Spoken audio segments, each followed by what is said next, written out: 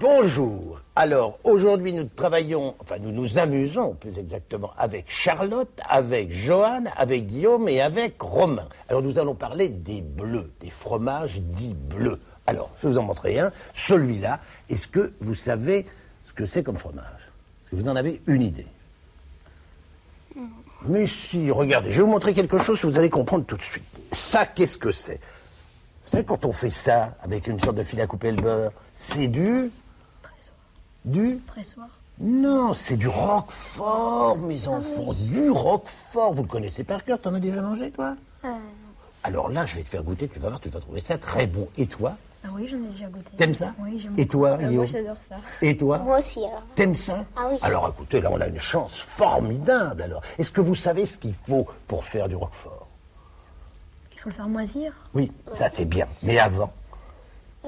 Du lait de brebis. Il faut du lait de brebis et que du lait de brebis. Alors vous voyez tous ces fromages qui sont là, le bleu de Gex, le bleu d'Auvergne, tout ça, ce sont des fromages qui ne sont pas faits avec du lait de brebis. Le roquefort est le seul fromage dans la famille des bleus qu'il soit fabriqué avec du lait de brebis et exclusivement du lait de brebis. Et du lait de brebis qui n'a pas été thermisé, chauffé, pasteurisé, c'est-à-dire du fromage au lait cru. Et il nous faut également des caves.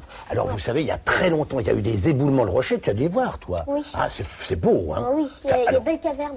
Des cavernes magnifiques. Et alors, dans ces cavernes, il y a, parce qu'il y a eu des éboulements, il y a une sorte de courant d'air qui circule. Et alors, la température est constante d'un bout de l'année à l'autre. Alors, ça, c'est absolument magnifique. Donc, on a vu des caves, il nous faut, et du lait, bien sûr, de brebis. Et il nous faut également du Pénicillium roqueforti pour avoir ce dont tu parlais tout à l'heure, c'est-à-dire la moisissure. Interne, bien entendu, parce qu'on va le mettre à l'intérieur du lait, et c'est cette moisissure qui va créer toutes ces petites veinures bleues que vous voyez là, et qui vont donner aussi le goût au fromage. Alors à l'origine, ce Pénicillium roqueforti, c'était fait avec du seigle, du pain de seigle, qu'on laissait moisir dans les caves, on les trempait dans l'eau, puis quand ça se recouvrait d'une couche de moisissure, à ce moment-là, on s'en servait pour faire le fromage. Mais maintenant, il faut dire que ça a un petit peu évolué, il faut bien le dire. Alors, on a vu, il y a du lait, il y a des caves, il y a de la moisissure, et qu'est-ce qu'il faut quatrièmement? Et ça, c'est indispensable pour tout ce qui se fait dans la vie. Une température froide? Non. Il faut le savoir-faire de l'homme, qui est indispensable et qui ne remplacera jamais la machine. Et ce savoir-faire-là, les hommes de la région, les hommes ou les femmes d'ailleurs, parce que dans le temps, c'était les femmes qui faisaient le roquefort. Elles s'appelaient des cabanières, parce que les caves de roquefort s'appelaient des cabanes. Et bien, c'est ce savoir-faire qu'il faut continuer à respecter. Voilà, on a les 4 éléments. Est-ce que vous connaissez d'autres fromages en dehors que le roquefort? Le bleu? Le bleu de... je vois pas. Le bleu de... Vous êtes vraiment sympa parce que vous pourriez m'avoir à tous les coups parce qu'il vous suffirait de lire les étiquettes et vous sauriez. Le bleu d'Auvergne. Et là devant toi, le bleu de... Du Pont-Jura? Non, non, parce que tu vois, quand on lit, faut plutôt bien lire. C'est du bleu de Gex qui est... Gex, c'est un petit pays qui est dans le Jura, effectivement. Là, ça c'est un fromage absolument admirable, celui-là. C'est de la... Fourme d'Ambert. Fourme d'Ambert. Et ça, c'est un fromage absolument mythique. Le bleu Sainton. Ah non, là, tu essaies de lire, mais tu vas pas y arriver. C'est le Stilton. Le Stilton, c'est un bleu, c'est un très, très, très grand fromage anglais. Est-ce qu'il existe depuis longtemps? Il existe depuis très très très longtemps, tu n'imagines pas depuis combien de temps. Mais depuis 1925, ce fromage est reconnu par une loi, d'ailleurs par une loi, et il bénéficie d'une appellation d'origine contrôlée. Ça veut dire qu'on ne peut le fabriquer que dans la région de Roquefort, que dans les conditions que nous avons évoquées tout à l'heure, c'est-à-dire lait de brebis, cave, etc. Mais vous savez qui est celui qui a fait le plus pour la promotion du fromage de Roquefort? C'est, vous le connaissez tous, on ne parle que de lui. Louis XV? Ah non, Louis XV, il aimait ça. Charlemagne. Charlemagne en était fou. Et alors, vous savez comment il a découvert le roquefort? Il revenait d'Espagne. Il est fatigué, il est mort de fatigue. Il s'arrête à Vabre, chez un évêque, l'évêque de Vabre. Vabre, c'est dans le Rouergue, tu vois, c'est un peu par là. Et on était en période de carême. Donc vous savez, pendant le carême, on ne mange pas de viande, on fait extrêmement attention. L'évêque, qui était très friand de fromage de Roquefort, apporte sur la table à l'empereur le Roquefort. Et là, vous savez ce qu'il fait? Charlemagne prend son couteau et il enlève tous les petits filaments bleus qui étaient là. Alors l'évêque est absolument terrorisé. Il lui dit, mais monseigneur, mon prince, mais on fait pas comme ça. C'est avec les filaments bleus que c'est le meilleur. Et alors, il est inquiet. Charlemagne goûte, il tartine le Roquefort avec le bleu, il trouve ça absolument formidable, il dort, il est très heureux, il repart le lendemain pour Aix-la-Chapelle, il demande s'il peut avoir du Roquefort, on lui en met dans son carrosse, et à partir de ce moment-là, il est complètement fou, chaque fois qu'il se déplace, il veut toujours avoir du Roquefort avec lui. Et puis après, il y a eu les papes qui ont beaucoup fait pour la promotion du Roquefort, et puis Louis XV, car Louis XV était un fan, il était complètement fou de Roquefort, mais lui, il disait que c'était pendant le mois d'octobre que le Roquefort était le meilleur. Mais il en voulait sur sa table tout le temps, toute l'année. Est-ce qu'il y a des saisons pour le fromage? Mais oui, il y a des saisons et des saisons extrêmement précises. En général, on considère que le fromage le meilleur, c'est celui qui a été fait avec le lait des vaches qui ont été au pré, c'est-à-dire qui ont brouté de l'herbe tendre, parfumé avec du trèfle dedans. Alors là, on considère que ce sont les meilleurs des fromages. Alors ça dépend évidemment de la saison et ça dépend des régions. Donc chaque fois, la date, la saison évolue et change selon les régions. Mais écoutez, on est allé à Roquefort, comme vous deux.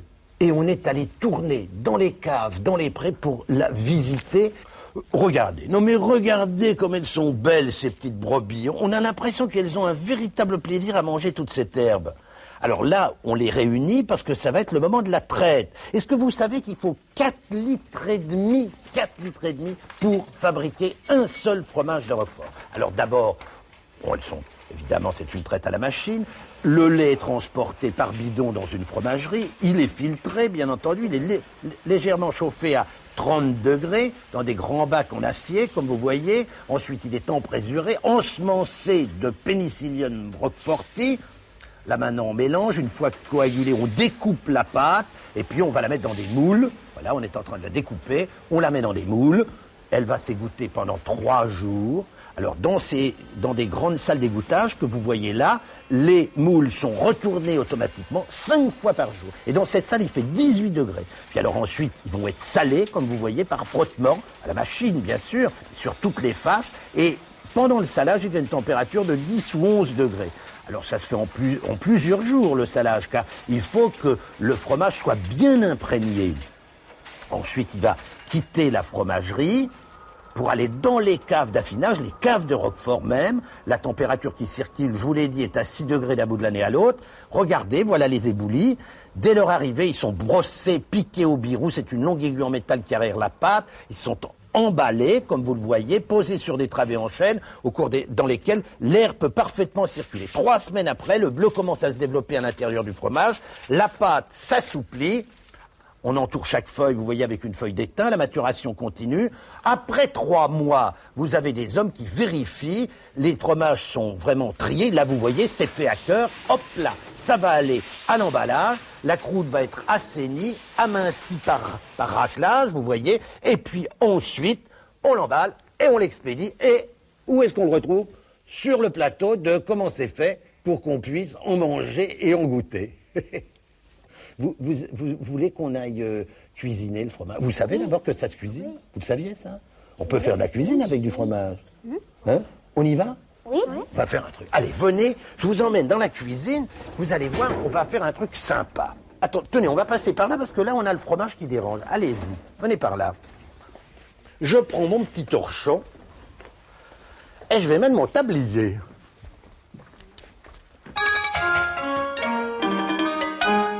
On va faire un feuilleté au Roquefort. Hein? Alors, je vais vous dire ce qu'il faut comme ingrédient. Il faut d'abord de la farine.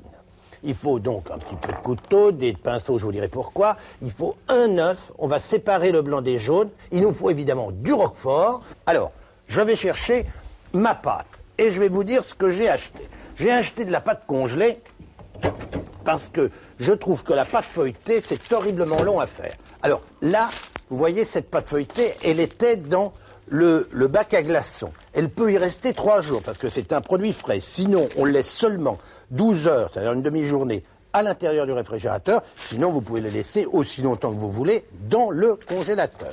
Alors, on va ouvrir ça, et là, pendant 3 heures, on va laisser ça décongeler. On mettra ça sur une assiette, c'est beaucoup mieux. Vous voyez, là, voilà, ça va faire de la pâte formidable, vous allez voir. Notre pâte est parfaitement bien décongelée. Alors, chacun va s'amuser à rouler. Je vais vous donner un petit peu de pâte à chacun. Regarde, voilà. Voyez ici pour rouler. On va en mettre ici tout le long. Voilà, regardez-moi ça. Vous allez l'étaler. Tiens, pousse les œufs, mon petit lapin. Voilà, parfait. On n'en a plus besoin de la farine. Chacun va avoir son petit morceau de pâte. Voilà, tiens. Merci. Voilà. Attends, on va d'abord le donner à Charlotte. Voilà, tout le monde a sa pâte. Merci. Et voilà. Alors, chacun un rouleau à pâtisserie. Fais-nous passer les rouleaux à pâtisserie. Tu vois, on fait des rouleaux à pâtisserie pour les enfants maintenant. C'est pour toi celui-là. Moi, je roule pas. J'espère qu'il y en a un qui va le faire pour moi. Alors, t'es mignon. Regarde, tu mets bien ta pâte comme ça avec de la farine. Et maintenant, tu vas rouler. Roulez tous. Vous avez déjà fait des gâteaux, je suis sûr. Hein, voilà. Allez, roulez. Très bien. Et une fois que ça va être roulé, voilà, maintenant tu vas pousse-le un petit peu dans l'autre sens, de façon à ce que ça soit au carré. Farinez bien. Il faut que ça soit bien fariné. Comme ça n'accroche pas au rouleau. Impeccable. Alors on va faire maintenant encore un petit peu, Romain. Vas-y. De l'énergie. Hop. 1, 2, 3. 1, 2, 3, 11, voilà, on fait de la culture physique en même temps. Parce que le but, c'est ça, vous allez comprendre. On va faire, vous voyez, regardez, on va faire des carrés, des rectangles, plutôt qui vont faire à peu près 10 cm sur 7.